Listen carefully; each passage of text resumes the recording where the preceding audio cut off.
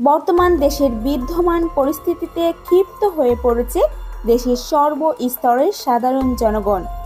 বাংলাদেশের সেনাবাহিনীর দায়িত্বরত সেনা প্রধান ওয়াকারুজ্জামান এবং রাষ্ট্রপতি মোহাম্মদ শাহাবুদ্দিন খুশি মনে দেশের দায়িত্ব তুলে দিয়েছিলেন অন্তর্বর্তীকালীন সরকারের প্রধান উপদেষ্টা ডক্টর ইউনূসের হাতে।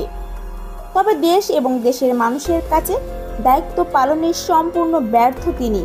দেশের শান্তি শৃঙ্খলা নষ্টের পাশাপাশি বিভিন্ন স্থানে বিক্ষোভ মিছিলের মাধ্যমে সৃষ্টি হয়েছে ব্যাপক বিশৃঙ্খলা। বিনা অপরাধে দেশের সাধারণ জনগণ ইস্কন নিষিদ্ধের দাবিতে মেতে উঠেছে।